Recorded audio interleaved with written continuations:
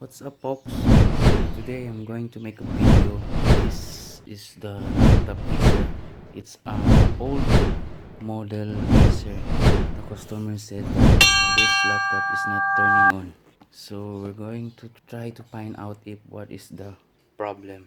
He said that this laptop, every time he want to turn this on, he said he just try to rotate or find the connection of this laptop.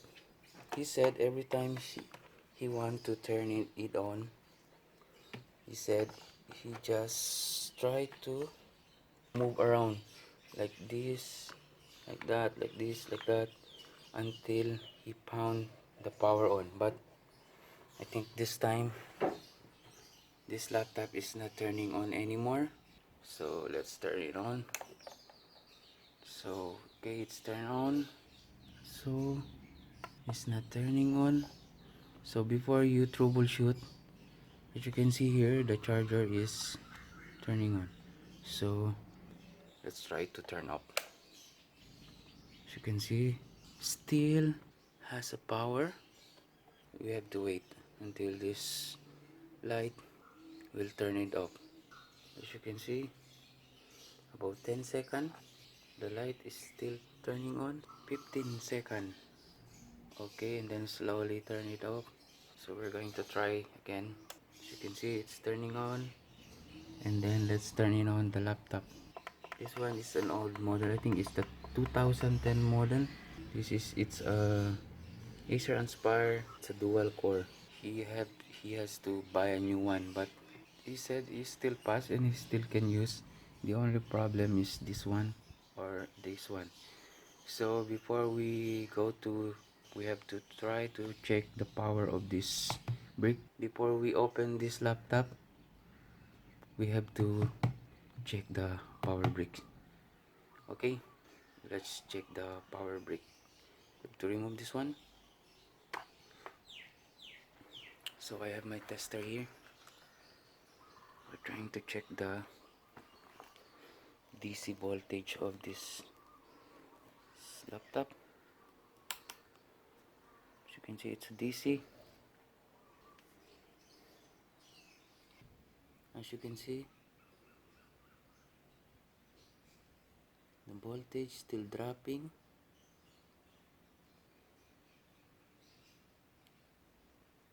It has 19, but the voltage is still dropping. We're going to try to check this part if it has, I think, 200. So we're going to try to AC if it has supply 220. Try to see the tester. So it has 234 volts. So this one, it has connection. Second is this one. If we has power going to this point, let's try to find out. So let's try to open this one if we can.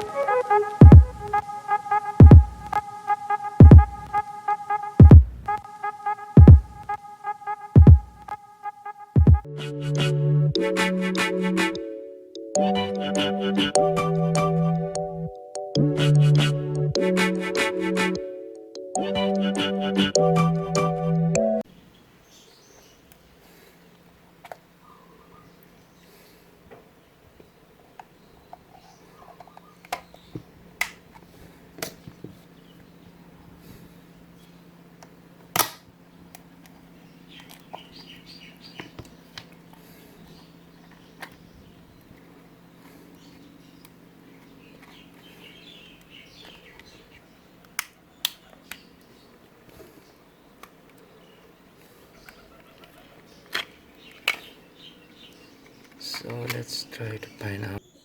This part here doesn't have contact.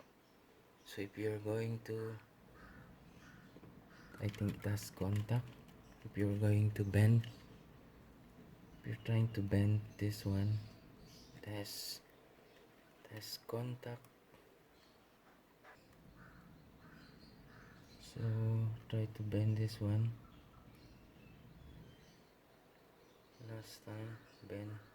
If you have to bend this part here, as you can see, has 19.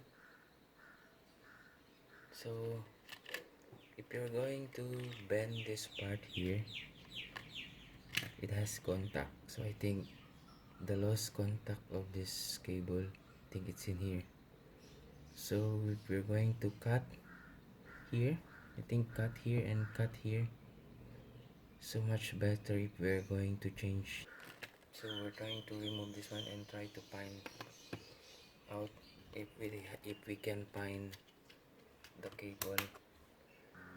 We're going to remove this and then replace by a new one. I think this one is old enough, so we're going to replace this one.